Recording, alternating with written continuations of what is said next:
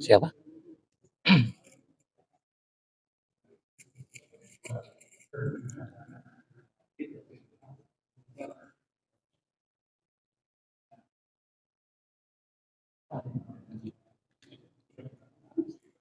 Bismillah. Innal hamdalillah nahmaduhu wa nasta'inuhu wa nastaghfiruh wa na'udzu billahi min syururi anfusina wa min sayyiati a'malina. May yahdihillahu fala mudhillalah wa may yudlil fala hadiyalah. Asyhadu an la ilaha illallah wahdahu la syarikalah wa asyhadu anna Muhammadan abduhu wa rasuluh amma ba'du. Hadirin hadirat ikhwatu iman rahimakumullah. Alhamdulillah wa syukurillah, puji dan syukur marilah kita persembahkan kehadirat Allah Rabbul Alamin, bahwasanya pada malam ini Allah masih memberikan kepada kita kekuatan dan kesempatan untuk berkumpul di Masjid Al-Muhajirin dalam kajian rutin setiap Ahad malam Senin.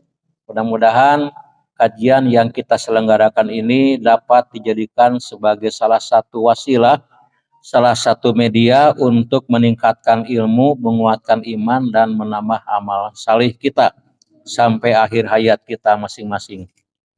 Pada malam ini, pekan yang keempat, pembahasan yang biasa kita lakukan adalah tentang pembahasan fikih. Dan malam ini mungkin sampai beberapa pertemuan ke depan, fikih yang akan kita kaji adalah tentang fikul janaiz. Jadi fikih bagaimana tata cara kita memulasara jenazah orang yang telah meninggal dunia. Nah, semua orang itu akan meninggal dunia, termasuk kita semua. Jadi kita juga pasti akan diurus orang lain.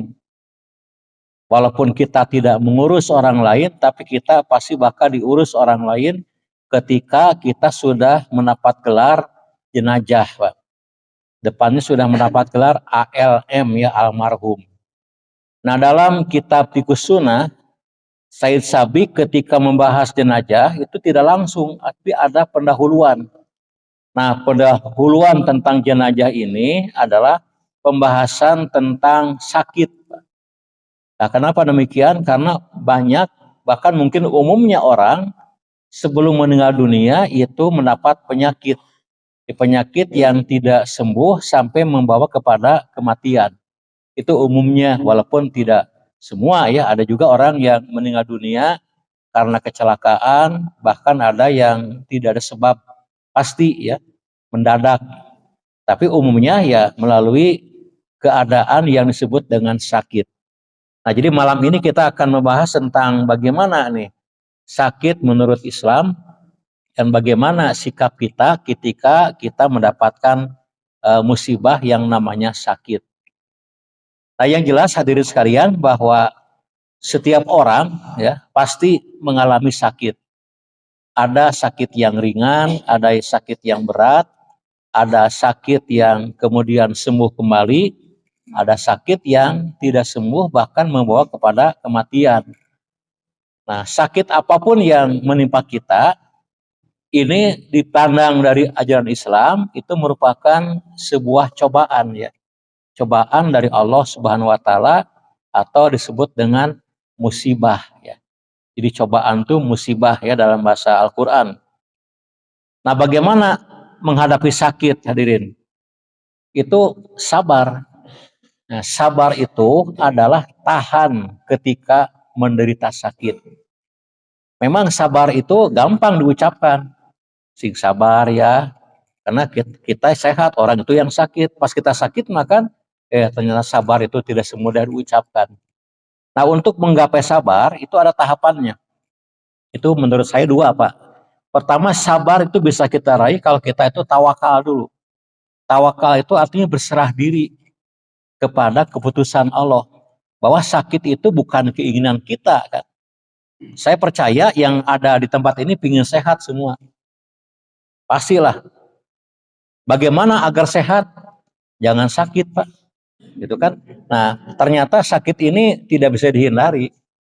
Jadi ketika sakit menimpa kita, kita tawakal. Tawakal itu artinya berserah diri kepada Allah bahwa sakit ini adalah kehendak Allah.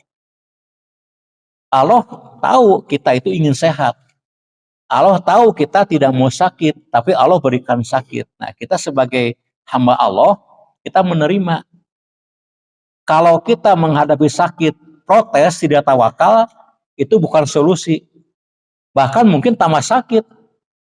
Karena ketika jiwa kita itu rapuh, ketika jiwa kita itu lemah, itu bukan bertambah sehat, justru mungkin bertambah sakit. Tapi kalau kita punya jiwa yang kuat, jiwa yang bersih, itu sakit itu bisa lebih cepat sembuhnya. Atau sakit itu tidak terasa lebih menderita, berkurang menderitanya ketika kita tawakal. Yang kedua adalah ridho. Bukan senang ya, jelas kita nggak senang. Ridho itu menerima ya, menerima tanpa keluh kesah, tanpa protes, tanpa buruk sangka. Jadi menerima bahwa apa yang terjadi ini adalah ketentuan Allah. Nah, kalau kita sudah bisa tawakal dan ridho ketika sakit, maka akan melahirkan sabar. Kita tahan diri ya ketika penyakit datang. Nah, saya pernah menyaksikan ada orang yang sakit keras, sakit berat, lama, tapi dari mulutnya itu tidak pernah keluar umpatan, tidak pernah keluar cacian atau sumpah serapah, caci maki, tapi selalu ia itu mengeluarkan kata-kata yang baik kepada orang. Terima kasih ya telah menjenguk, minta maaf kalau ada salah. Kalau tidak ada orang, ya dia tuh berzikir, Pak. Ya, ini luar biasa. Dan saya terus terang, Pak, belum tentu bisa seperti itu. Kalau memberi nasihat bisa untuk orang lain, Pak. Berbatur, kalau sendiri belum tentu kan. Nah, tapi paling tidak kalau kita mengetahui ilmunya, ketika sakit itu datang, kita siap untuk menghadapinya. Nah, di dalam beberapa hadis, itu banyak keterangan, orang yang ditimpa penyakit ini mendapat musibah dari Allah. Kalau ia mampu bersabar ketika menerimanya, maka sakit ini dapat menjadi kifarat atau penghapus dosa, pelebur kesalahan. Jadi kalau orang mendapatkan penyakit dan ia menghadapi dengan sabar, maka dosa kesalahan itu akan dihapuskan tanpa ia harus bertobat. Itu dengan sakitnya. Saya kira Bapak Ibu kelihatan ini mau diampuni dosa ya. Jadi silakan aja sakit Pak, itu asal sabar. Insya Allah dosa akan berguguran, kesalahan akan berjatuhan. Nah, kita berikan beberapa hadis. Pertama hadis dari Abu Hurairah, riwayat Bukhari Muslim. Nabi bersabda, "May yuridillahu bihi khairon yusib minhu." Nah, siapa orang yang akan mendapatkan kebaikan dari Allah, maka Allah akan memberikan cobaan, ujian kepada orang itu. Nah, jadi dengan hadis ini kita yakin setiap penyakit yang datang itu adalah kebaikan dari Allah untuk kita. Cuman kita yang salah mempersepsi, salah menilai. Wah, Allah sentimen sama saya. Allah ternyata kejam kepada saya. Saya orang baik, orang soleh kok sakit. Teman saya orang jahat, orang durhaka, sehat, banyak duit, senang. Kenapa Allah memberi sakit kepada saya? Ini kata Nabi, orang yang diberi penyakit itu sedang diberi kebaikan oleh Allah lewat penyakitnya. Nah, jadi besok lusa kalau Bapak sakit, tenang aja Pak, itu kebaikan. Itu pasti akan bisa kan mengobati rasa sakit kita, mengobati kesedihan, bahkan mungkin bisa mengobati kekhawatiran. Apalagi sakitnya sakit yang berat, yang serius kan orang tuh khawatir mati kan Pak. Wah, jigana tereh maut ya saya beda rasanya kerenyeuna. Saya cager kieu mah tuh kan. Tapi kalau dengan kebaikan Allah berikan, wah ini berarti kita terhibur Pak dengan hadis Nabi ini. Di dalam hadis yang lain itu ada hadis yang mengatakan siapa orang yang dikehendaki kebaikan, dia akan diberikan ilmu tentang agama kan.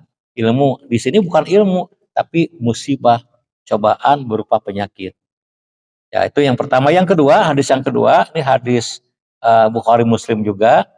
Itu Nabi mengatakan, ma yusibul muslima min nasobin wala wasobin wala hamin wala husnin wala adan hatta syaukata yushakuha ila kaparobiha min fotoyahu.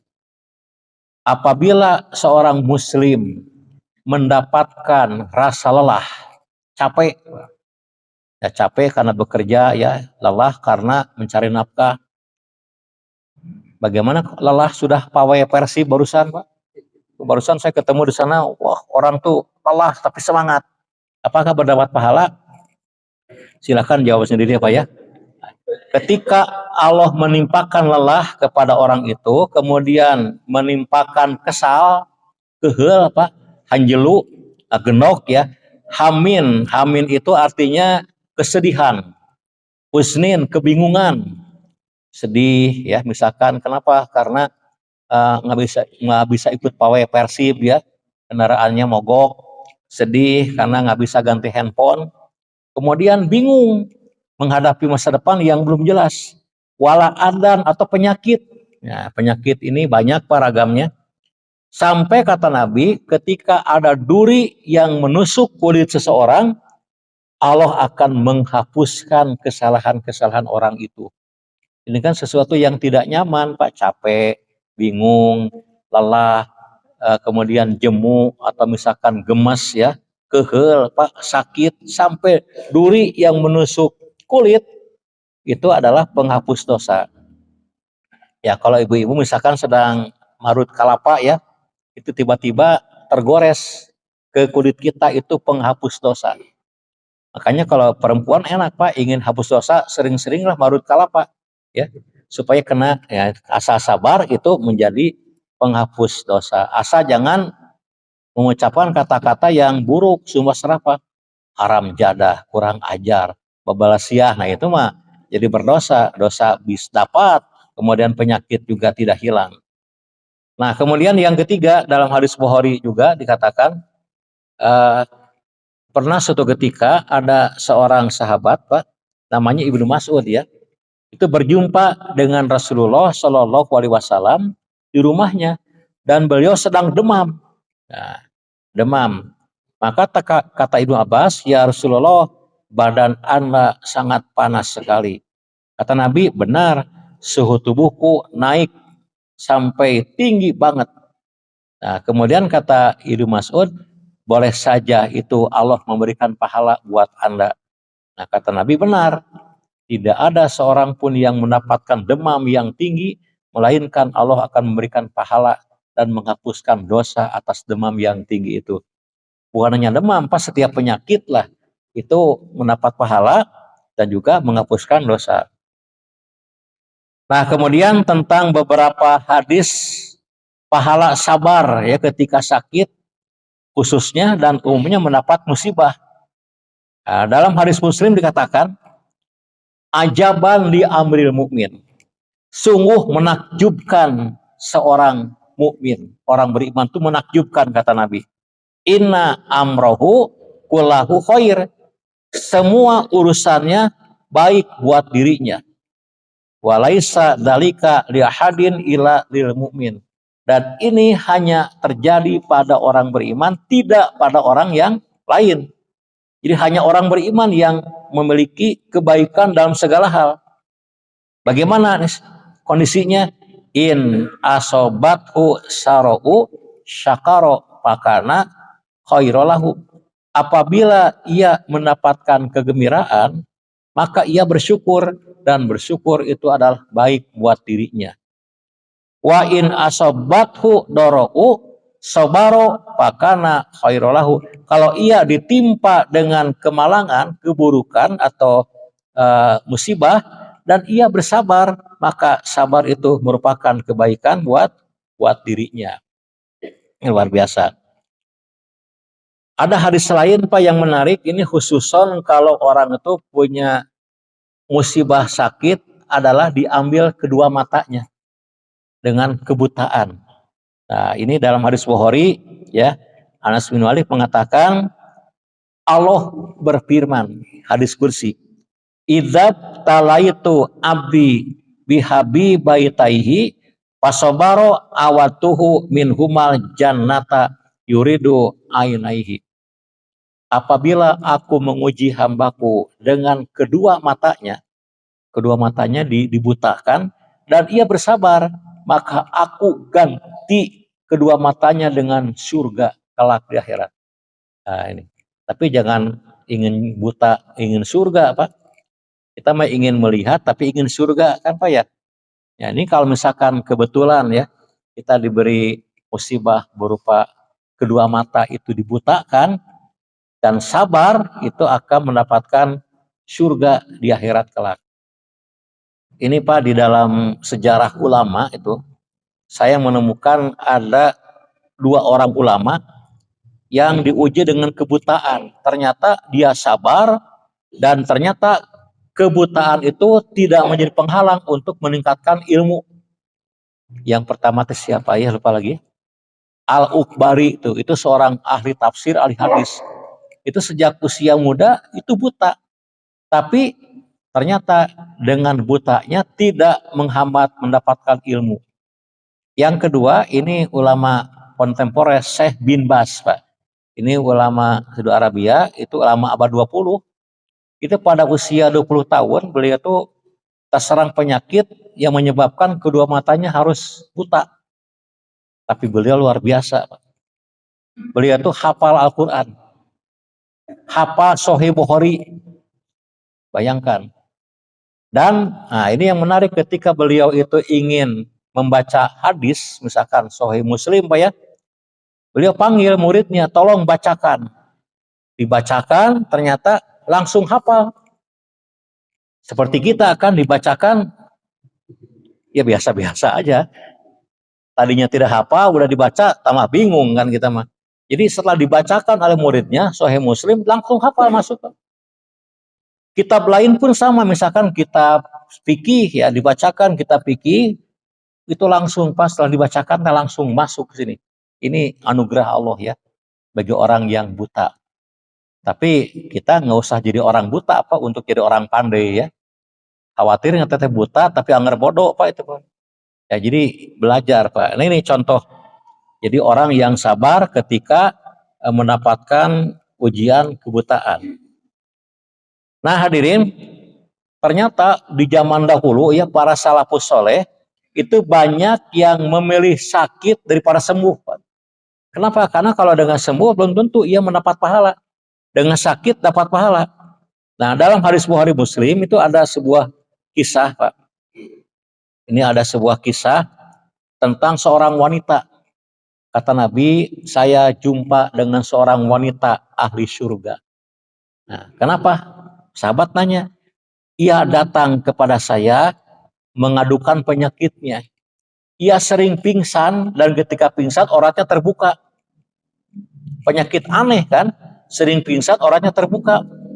Datang, ya Rasulullah, doakan saya agar saya diberi kesembuhan.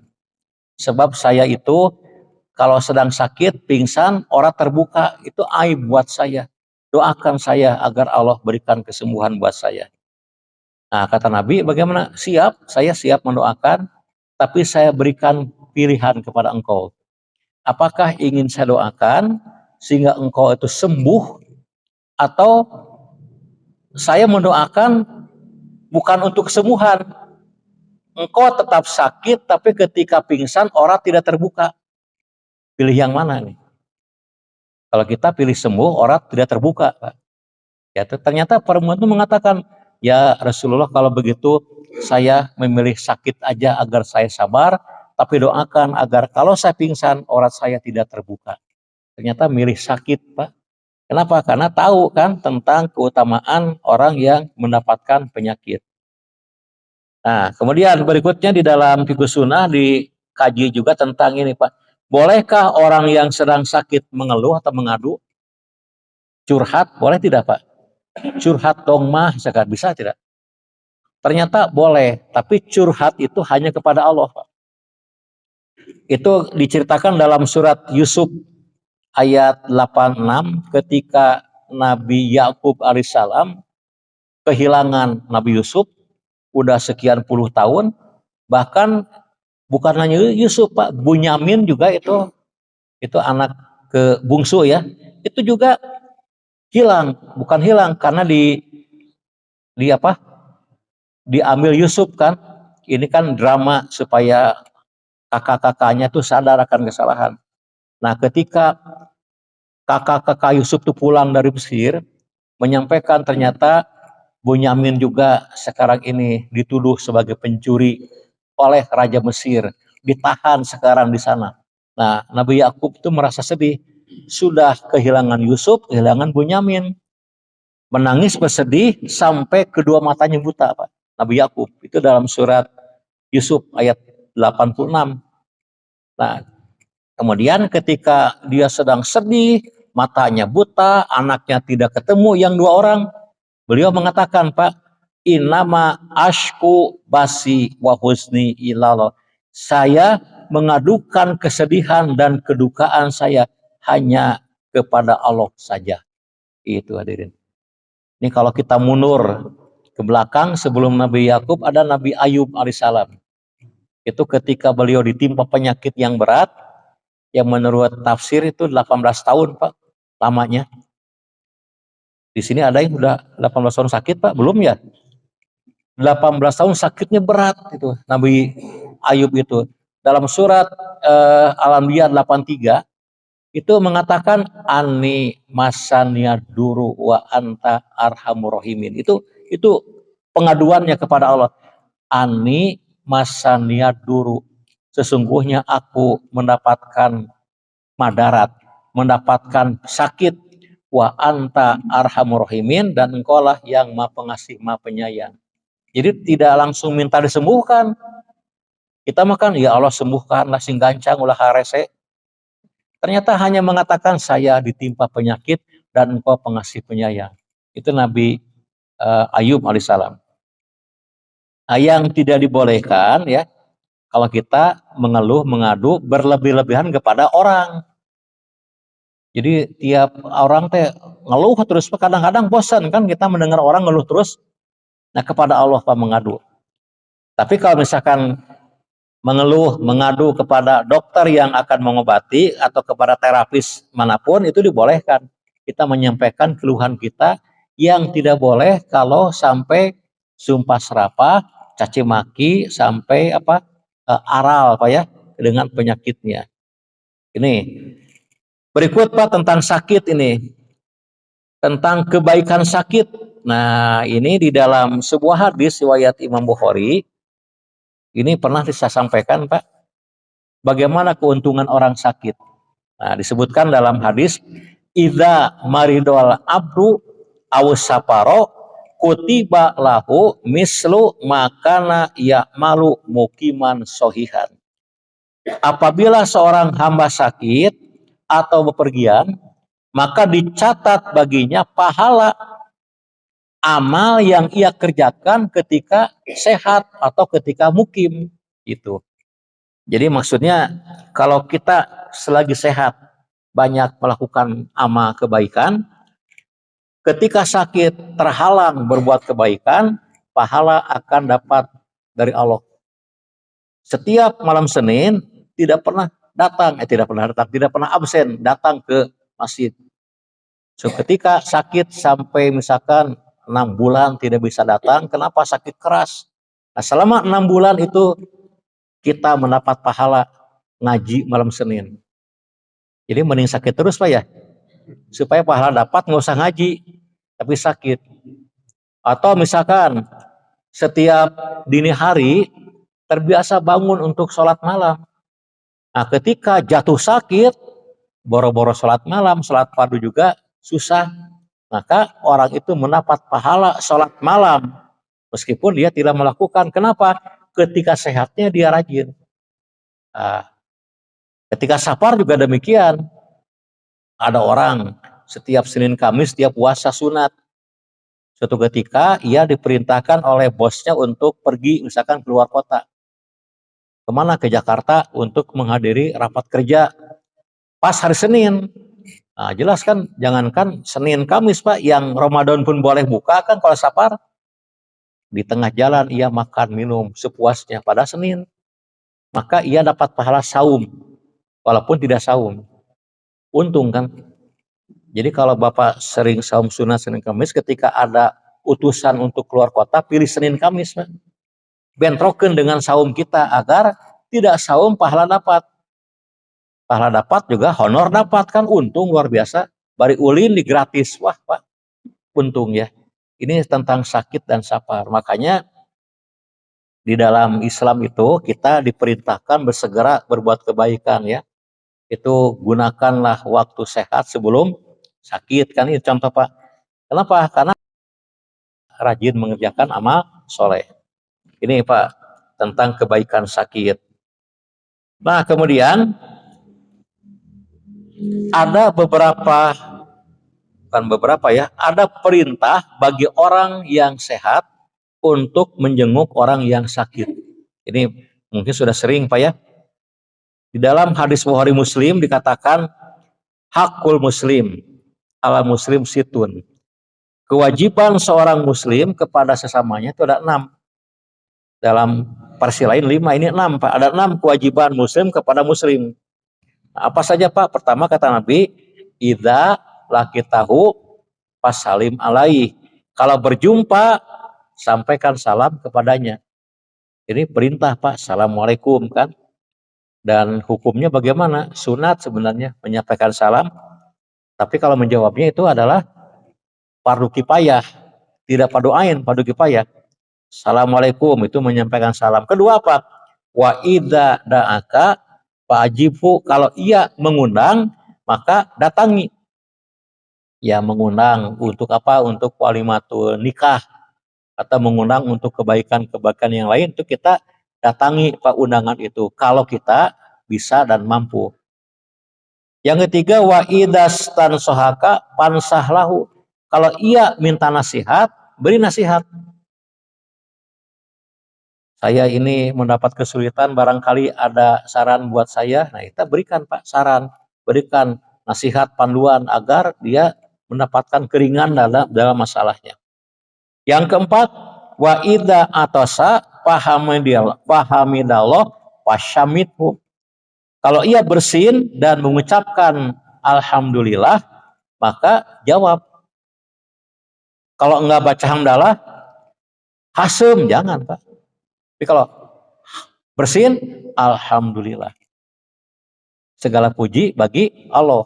Nah, kita memberikan doa yarhamukallah, semoga Allah memberikan rahmat kepada engkau. Walaupun para rahmat di sini ada. Berikan ya Allah rahmat kepada. Kemudian apa jawaban yang bersin tadi Pak? Yahdikumullah wa yuslih balakum, semoga Allah memberikan hidayah dan kebaikan buat Anda. Ya saling mendoakan.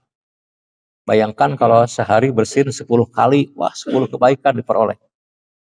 Tapi bersinnya membaca hamdalah. Kalau nggak baca hamdalah jangan didoakan. Yang kelima, nah wa idza marido fa'udhu, kalau ia sakit maka jenguklah, nengoklah kalau ia sedang sakit.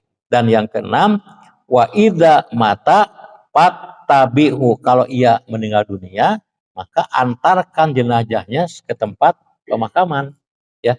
Jadi ini ada 6 Pak ya, memberi salam kepada orang yang kita jumpai, kemudian memenuhi undangan dia, memberikan nasihat kalau ia memintanya, kemudian menjawab bersin kalau ia baca hamdalah, kemudian menengok ketika ia sakit dan mengantarkan ketika ia sudah meninggal dunia menjadi jenazah. Hadirin ya. Nah, ini ada beberapa hadis tentang keutamaan menjenguk orang sakit. Nah, misalkan pada hadis yang mengatakan begini, man ada maridon nada mudandin minas sama tibta watoba mamsyaka watabawata minajannati manzilan. Ibnu Majah meriwayatkan hadis Pak. Siapa orang yang menjenguk orang sakit, maka akan ada seruan dari langit. Cuma nggak kedengaran.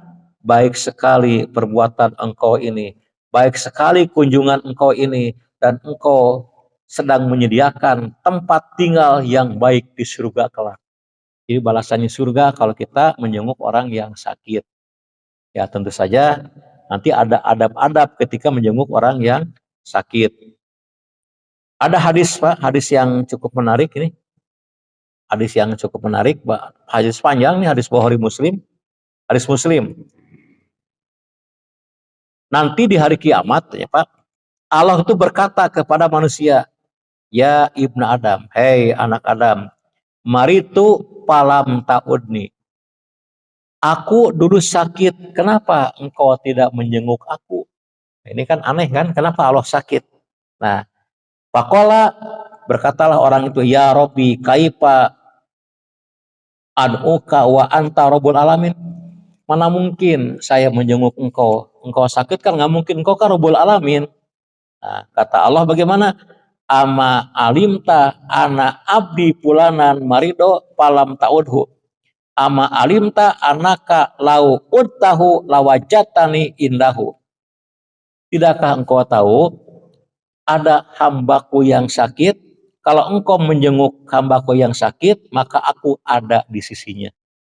Jadi Allah itu ternyata Pak dekat dengan orang yang sakit. Jadi kita nggak usah kecewa ya. Ketika sakit nggak ada yang nengok, Allah tuh ada apa di samping kita katanya. Dekat dengan kita, dengan orang yang sakit. Nah, ketika orang menjenguk, maka sama dengan menjenguk Allah Rabbul Alamin. Nah, ini hadisnya panjang, tapi yang sakit cukup segitu aja Pak. Nah, kemudian apalagi Pak? Hadis lain, ini banyak hadisnya, kita pilih aja Pak ya, yang pendek-pendek ya. Tidaklah setiap muslim menjenguk muslim lainnya yang sedang sakit di waktu pagi dan sore, melainkan akan mendapatkan doa 70.000 malaikat mendoakan orang yang menjenguk sesamanya yang sedang sakit. Jadi 70.000 malaikat mendoakan bagi orang yang menjenguk sesamanya yang sedang sakit, Pak. Nah, ini sekira yang penting. Nah, kemudian adab-adab ketika menjenguk orang yang sakit. Ini adab-adabnya ya disebutkan di sini Pak, disunahkan kita itu mendoakan si sakit. Ya doanya kan udah tahu Pak ya. Allahumma misalkan nasi adhibil ba'sa isfi anta syafi la syifa'a ila syifa'uka syifa'a la yughadiru saqama. Mendoakan. Yang kedua, memberikan nasihat. Sabar ya, tawakal ya, kemudian pasrah, ridho. Ini kebaikan buat Anda, memberikan nasihat. Yang ketiga, memberikan harapan dan hiburan. Jadi beri harapan, insya Allah sakit begini cepat sembuh lah. Jangan memberikan apa-apa hal yang mengerikan. Sakit apa? Perut sakit. Oh iya, waktu dulu juga ada yang sakit meninggal dunia besok katanya. Panjangsieunan langsung orang ngedrop ya. Nu kieu mah biasana Pak setara cager deui, jangan Pak. Walaupun si pasien itu mengatakan, aduh saya itu diponis dokter sulit sembuh. Nah kita katakan, itu kan dokter. Di atas dokter kan ada Allah. Kalau Allah menghendaki penyakit seberat apapun akan sembuh. Berikan harapan. Kemudian ya ucapan yang baik-baik. Dan kemudian hadirin tidak usah terlampau lama ya. Apalagi ngajak ngobrol ngalir ngidul. Gimana tentang Persib nih? Ngobrol Persib, jangan Pak. Jadi seperlunya saja. Nah kemudian bolehkah seorang wanita menengok pria yang sakit atau sebaliknya? Tentu jawabannya boleh-boleh saja.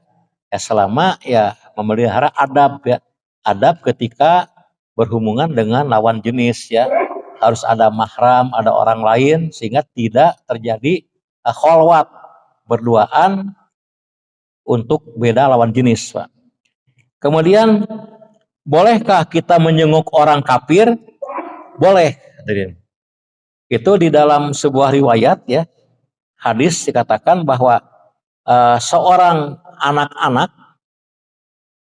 Yahudi Pak, orang Yahudi sakit keras dan Nabi pun datang menjenguknya.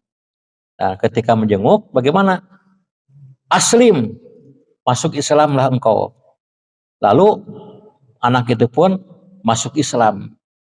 Dan bapaknya mengizinkan anaknya masuk Islam. Jadi boleh kita menjenguk orang yang kafir yang sedang sakit. Nah kalau orang kafirnya itu sakitnya sakit berat, sehingga ya sakitnya sakit yang membawa sakaratul maut, Itu sebaiknya dibimbing, Pak. Tadi kayak Nabi, masuk Islamlah engkau agar selamat. Itu ketika Abu Thalib sakit keras kan, yang membawa kepada kematian, Nabi kan mengajak untuk apa? Untuk membaca asyhadu alla ilaha illallah wa asyhadu anna muhammadar rasulullah. Itu Abu Thalib. Itu dalam riwayat Pak, ketika Abu Thalib itu ingin mengucapkan, datanglah Abu Jahal. Nah iya gara-gara teman Pak. Kayak Abu Thalib, kalau kamu baca syahadat, kamu telah mengkhianati sejarah perjuangan kita, katanya. Kamu telah menjadi pengkhianat leluhur kita. Harus tahanlah, jangan tergoda. Ternyata Abu Thalib tidak jadi Pak masuk Islam, dia meninggal dalam keadaan kafir. Ini pengaruh teman ya, teman yang buruk ternyata membawa keburukan bagi akhir hidup seseorang. Nah, ini tentang menjenguk orang yang sakit. Ada hadis Pak, cuman doi hadisnya nih. Doi hadisnya ini adalah apa? Kalau kamu datang kepada orang sakit, minta dia mendoakan kita. Sebab doanya tuh ibarat malaikat. Ternyata hadis ini munqati, terputus sanadnya alias doib. Jadi jangan minta doa ke orang sakit Pak. Kita doakan orang sakit agar sembuh ya, bukan kita minta didoakan oleh orang sakit. Nah kemudian hadirin, tentang berobat. Ini berobat ini menjadi khilaf di kalangan ulama. Apa hukumnya berobat bagi orang yang sakit? Apakah wajib, sunat, atau mubah? Mubah itu boleh. Ternyata menurut pendapat yang paling kuat, berobat itu hukumnya adalah diperintahkan tapi mubah. Ya tadi kan ada sahabat Nabi yang perempuan Pak ya, yang dia memilih tidak didoakan Nabi untuk sembuh, mending sakit aja katanya. Ya tergantung izin Allah, kalau sembuh ya sembuh, kalau enggak jadi tidak minta sembuh oleh doa Nabi. Jadi hadis ini jadikan dalil berobat itu hukumnya mubah saja, boleh saja ya. Jadi berobat silahkan, kalau kuat tidak berobat juga tidak apa-apa. Itu menurut pendapat yang lebih kuat ya.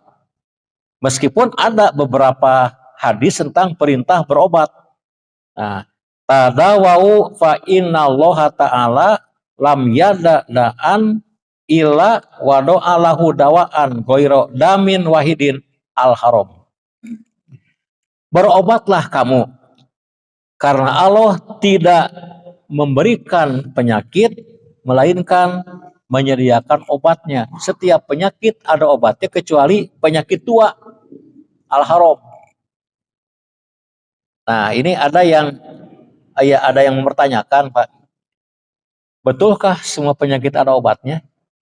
Sementara kalau kita tanya kepada dokter, Pak, pakar medis, ada beberapa penyakit yang nggak bisa disembuhkan. Paling diringankan atau diringankan atau diberi harapan hidup. Nggak sembuh ya. Ini saya dulu tahun berapa ketika di tes Pak, tensi tinggi sampai 200, pernah Pak. Kata dokter teh, Pak, tidak akan sembuh Pak darah tinggi mah, tapi bisa dikendalikan dengan pola hidup yang sehat. Oh, apakah bertentangan dengan hadis ini?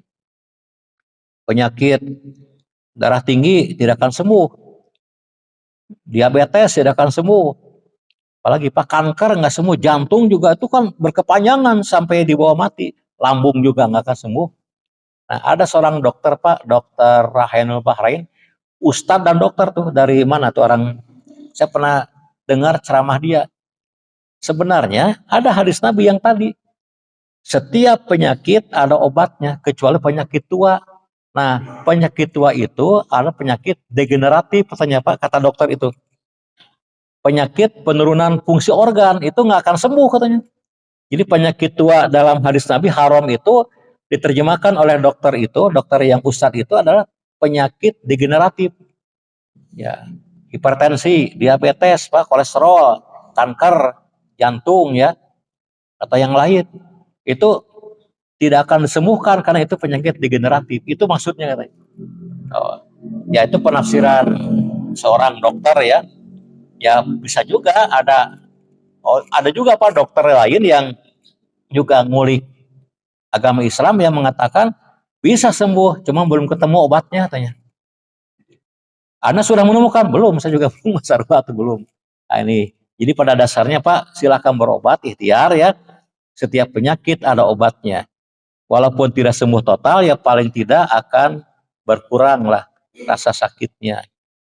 Nah, ini dalam hadis Muslim yang lain dikatakan, likulli da'in dawaun, fa idza usiba da'udai bari'a biidnillah. Setiap penyakit ada obatnya. Jika sakit itu diobati dan diizinkan oleh Allah, dia akan sembuh dengan izin Allah.